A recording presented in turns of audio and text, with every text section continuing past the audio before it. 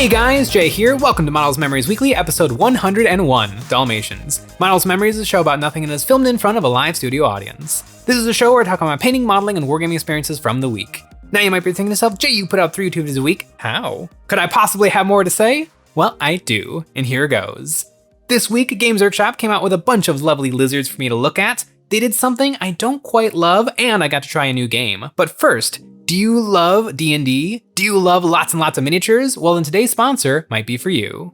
The Art of the Genre is launching a Kickstarter campaign for a 5th edition compatible campaign book, 4 super unique customizable dungeons, and over 100 STL miniatures based on the video game Legend of Keepers, a roguelike strategy game from Goblin Studios. This campaign blends the ideas of the Dungeon Defender video game and classic D&D. Play as the heroes exploring the dungeons, or from the perspective of the monsters, defending their homes from those annoying adventurers, creating a truly unique RPG experience. And speaking of monsters, this Kickstarter has tons of bangers, like the lowly skeleton archer and goblin, the hulking Yetigo, the ethereal banshee, the reptilian naga, the prickly ice elemental, the legendary Hydra, and many, many more. Legend of Keepers Super Campaign is designed for customization with replayability at its heart. This campaign is live now. Backers will receive a beautifully illustrated 350-page campaign book, 4 modular dungeons, 200 STLs from Lazy Squire Games' Stonecraft Dungeon terrain, 24 heroes, 50 plus monsters, and 12 monster bosses. This is truly a project of epic proportions. And keep your eyes on the campaign, there will be a special surprise for all you EOB fans out there. Let's take a look at these lizards. First, Blood Bowl. Drull and Dribble are the dynamic duo of dirty players coming to foul their way to victory. 2 lovely little Seraphon Skinks. They're so cute. I love them so much. Also, hopefully, a fun little look at what new Skinks are gonna look like, because Games Workshop is gonna have to update the Skinks, because they are old. They still look kind of good, but they really look old. And these guys are so great. I love their little helmets that kind of make it look like their eyes are closed, and the feathers, and the one guy doing a karate kick. And the other guy is standing on a frog and kind of making him puff up a little bit. These guys are so cute and so lovely. I would love to play Blood Bowl. I own the original Blood Bowl, well, not the original Blood Bowl, but I own the previous edition of Blood Bowl. I might end up buying the new edition of Blood Bowl, and man, all of these fun players that they come out with all the time are so much fun to look at. I've seen battle reports of Blood Bowl, and it looks like a really fun game. I've heard it can be like a little wonky. It can be like swingy because there's a lot of randomness with the dice. But I think that is perfectly fine for like a fun sports game. I want to know if anybody out there plays like sports games. Is it more RPG or is it more strategy? Because I could kind of see it going both ways. Like, is it a role-playing game of playing a silly sport, like in the middle of your living room? Or is it really competitive, like my team is going to win against your team, and I'm gonna strategize and play the absolute best in order to win? Because I could definitely see it going either way, but man, Blood Bowl just looks like so much fun, and these little skinks. Last year at Adepticon, a tiny skink won Golden Demon, and I just love it. I just love skinks so much. And speaking of skinks, as much as I like the look of Blood Bowl, I actually do collect models for Age of Sigmar, and who knows, one of these days I might actually get a chance to play the game. Immolate your enemies with the sizzling Seraphon spawn of Kotek. It is a Dimetrodon. And what a good little Dimetrodon he is. This guy is awesome. I might have said literally last week that the Seraphon had these old, awful, fine cast little dinosaurs, and this is it. This is the remake of that, and it's got the little skink wranglers with skink old Aztec cattle prods. It's it's so good. And I love the way that Games Workshop is taking like classic dinosaur designs and just altering them a little bit so that they look just a little bit like larger than life. I mean, dinosaurs are larger than life, but just making them look a little bit extra. Like Dimetrodons did not have the little frilly neck things that axolotls have, but these guys do. And even though he looks very impressive and imposing and dangerous, Just his cute little neck fans are absolutely adorable. He is up on a tactical rock, because they always have to have tactical rocks, which is gonna be a tiny bit frustrating if you wanna have more than one of this guy in your army. Looking at it looks like there's two options right now for heads. There's a closed mouth and a slightly open mouth, but in both of the pictures you can see that tactical rock. So it'll be interesting to see if this model has any different options in the box.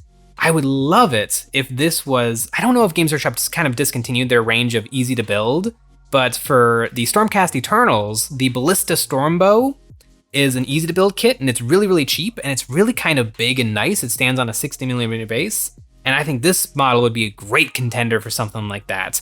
Kind of cheap, you can add it to your force, it comes with a couple of extra guys. Like, it's a lovely evening project of getting all of this put together. It probably won't be, it'll probably be just a standard issue kit, because I'm pretty sure Games Workshop isn't doing the easy to build anymore.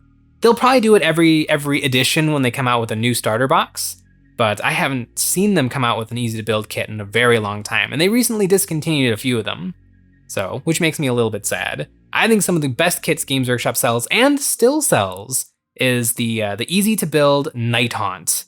It's like four little stabby stab dudes for 15 bucks. Really, really good deal. If you ever wanted like a stocking stuffer, or you wanted to get something for your nephew so that he doesn't feel bad when you buy like a $200 thing for yourself, and you get him a little $15 thing to make him shut up, it's a great tool for that. But man, I like this little thing. I'm gonna start a Seraphon army. I really hope all of the miniatures they showed off at LVO are going to be part of the Seraphon Start Collecting, or whatever they call their Battle Force boxes are. Because man, it just looks like so much fun to paint. Games Workshop the painting team did a really, really good job on the sale.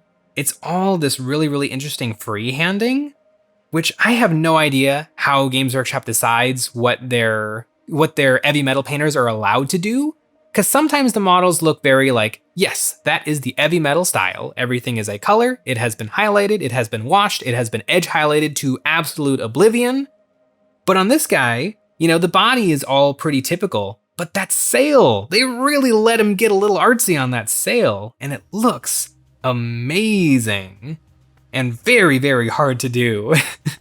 I will be buying this model, I will be painting this model, and I hope I can get my sail to look a little bit like this. Ooh, and what's kind of interesting is the different heads. Is that the exact same sail, or did they make the heavy metal team paint two of these suckers? I always wonder with stuff like that. Like, did they paint one and then take a bunch of photos, and then do they tear the head off and put on the other head and then make them fix it? Or do they have to paint two models? I would love a behind the scenes tour of Games Workshop and how it all operates. Who emails who, which branch, which division is doing which work, who gets annoyed at who, how annoyed is everybody at Shelly? Like, I just wanna know. I wanna know exactly how Games Workshop works, because it does seem to run like a moderately well-oiled machine. They do a lot of business. And I wonder, is it all just duct taped together? They're just barely getting stuff out the door? Or do they know everything? Does everything run like clockwork with frequent tea breaks? I really would love to know. But man, this model is gorgeous and looks like a really, really fun project to paint. Oh, Age of Sigmar. Age of Sigmar is just, it's just reeling me in. But enough being happy with Games Workshop, because right now I want to be mad at Games Workshop for a little bit. Sunday preview, Strike Force Augustus makes Planetfall. This is the new $200 box that comes with some new junk for a specific part of the 40K lineup, and this is how they do it. This is how Games Workshop does everything, sort of, going forward, it seems like. They come out with a bunch of stuff, and they take like with like, and they shove it together in a box, and they try to get you to buy it all in one go, or you have to wait for God knows how long to buy things individually. I do not like the new Missile Launcher Space Marines. I do not like them at all. I don't know how I would fix them. I mean, the way I would fix them is I would take that gun, take it out of their hand, and try to mount it onto their shoulder, onto their shoulder, and then I would take the rocket pods and try to mount those onto the backpacks. But at that point, I'm doing so much work, I would much rather just maybe buy bits from like Anvil Industries or find some STLs online and just kit bash those onto normal intercessors, because they'd probably be just a hair cheaper, and they would look fine. They would look much better. I just don't really like how they look. And the problem isn't, I do appreciate over the top and silliness of Warhammer, but it has to be grounded in some sort of a believable reality. Like the old Devastator squads had guns as big as they were, but they were mounted onto their shoulders and both hands were holding it. Like it's a big, giant, obnoxious gun, but I feel like it sort of made some sort of a logical sense because it took all of that Space Marine's effort and body to lift it up. Where these guns are just as big as the Space Marines who are holding them, but they're whipping them around like an 8-year-old with a Nerf gun. Like that one guy has got it up on his, he's holding it up in the air as if it was some cowboy rifle that weighs just a little bit, where it's a gun that's so unbelievably big. And what's kind of interesting being shown off here is you get 10 of these guys. Are they going to be 10 to a box, kind of like the Space Marine Hellblasters? Like, I would be maybe okay with that, but they feel like they should maybe be a 5-squad guy.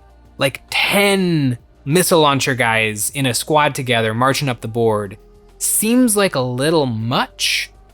They must be much better than any other anti-tank weapon in the game if you get 10 shots at least.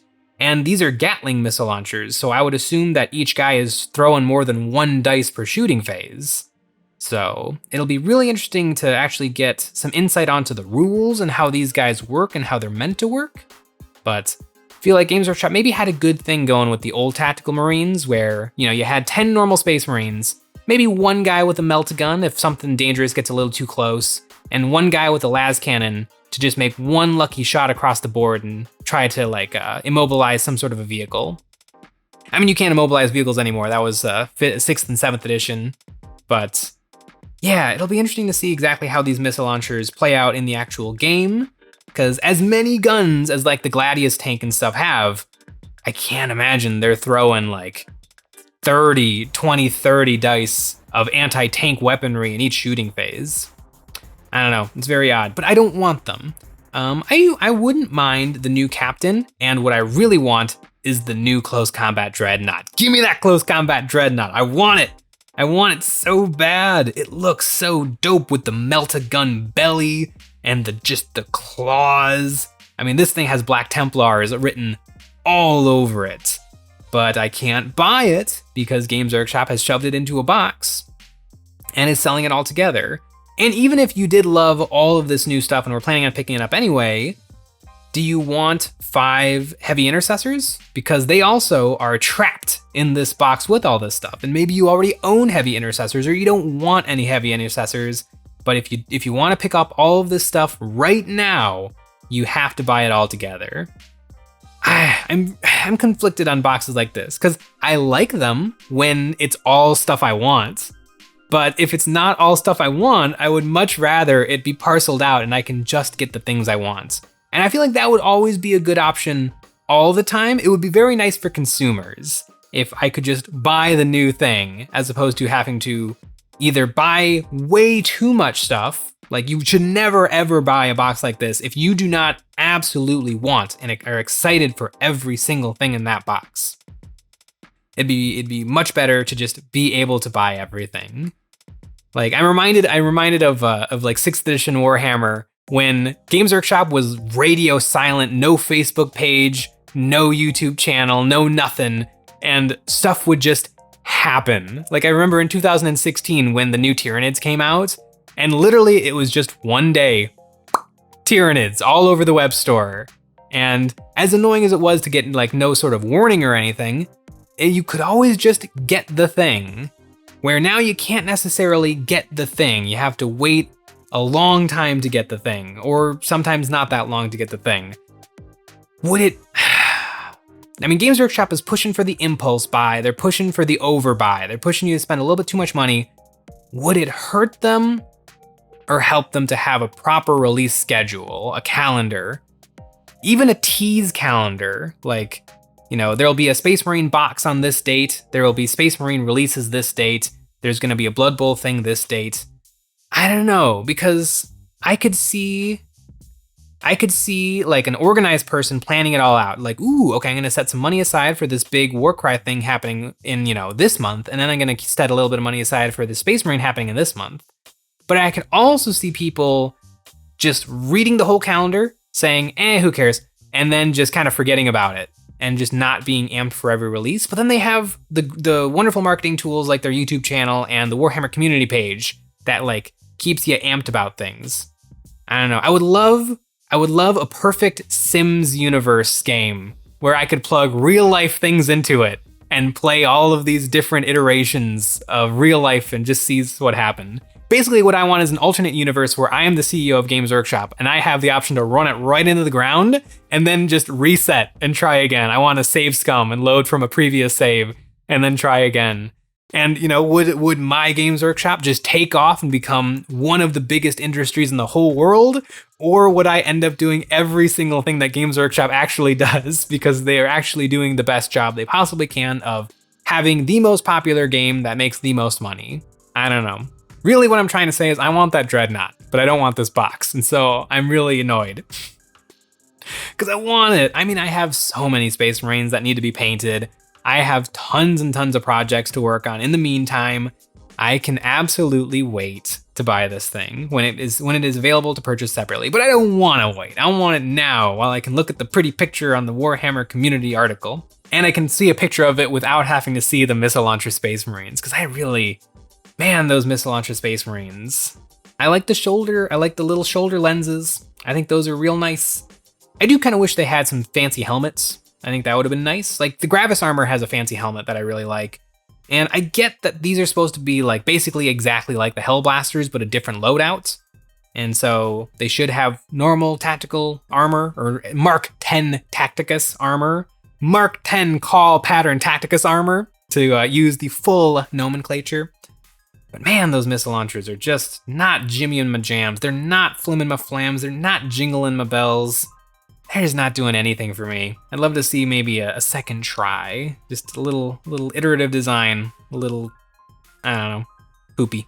That's what I have to say about the missile launchers. And this box in general is just kind of a waste.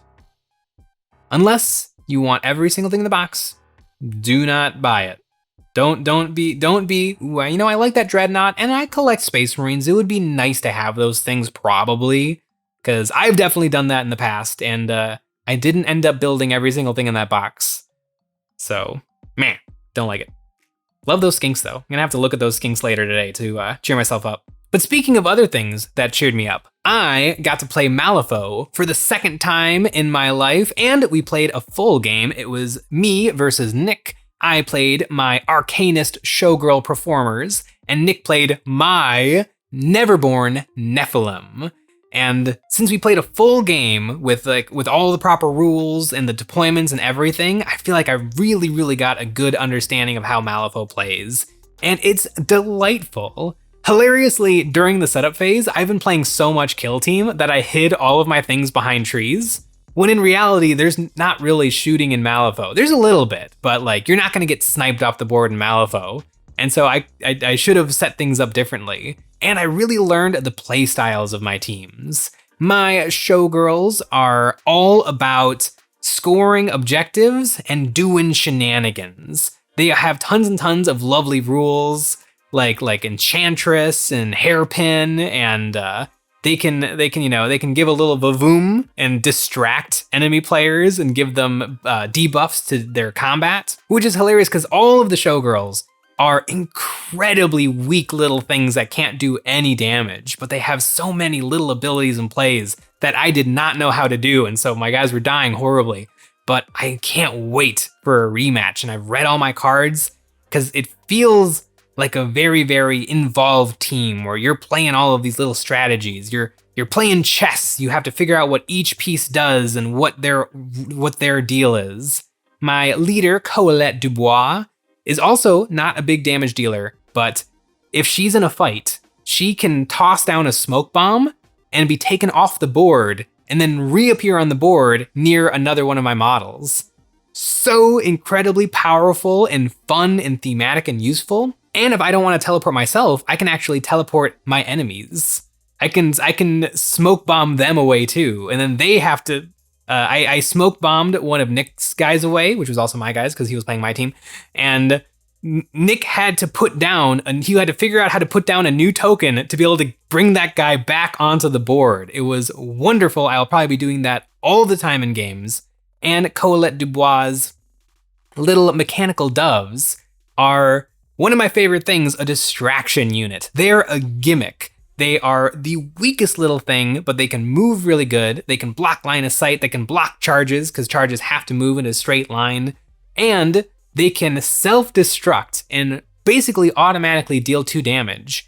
That is not much damage, but if I have something injured, like if I've taken out a little bit of the health of an enemy unit, all of a sudden my mechanical dove can move 7 inches and then charge. Like I can charge basically anything on the board that I want and deal an automatic 2 damage. That is going to be an amazing, wonderful thing to do. The other team that I have, the Nephilim Neverborn, are all about murder. Everything is murder and killing and being able to deal massive damage and heal. They can just heal their own wounds every single turn, and they can eat corpses. Every time in Malapho a unit dies, if they're a robot unit, you put down scrap, and if they're a human, or if they're a living thing, you put down a corpse. And the Nephilim can actually eat the corpse to get buffs and bonuses and heal a little bit. It was a really fun. It was probably a terrible matchup, but you know what? I'm going to learn these teams like the back of my hand, and I am going to be able to pilot my showgirls to the stars because they're performers and they're stars and they're on a stage in the spotlight, and it's awesome. But man, Malapho is a very, very different different skirmish game than what I'm used to playing, where it's not necessarily about dealing damage. I said piloting my teams, and it really does feel like that. Like you have to know your team and you have to learn them. And it kind of tickles that RPG brain that I have, where I want to be my performers, literally performing on a battlefield to do these objectives. The objectives that we had for this game was we were playing soccer.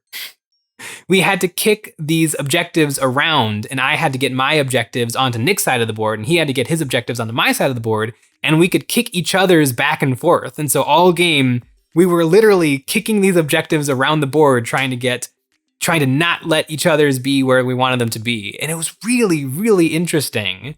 It had really nothing to do with killing. It was just so much fun. And it was a really, really interesting game. I can't wait to play a lot more Malapho.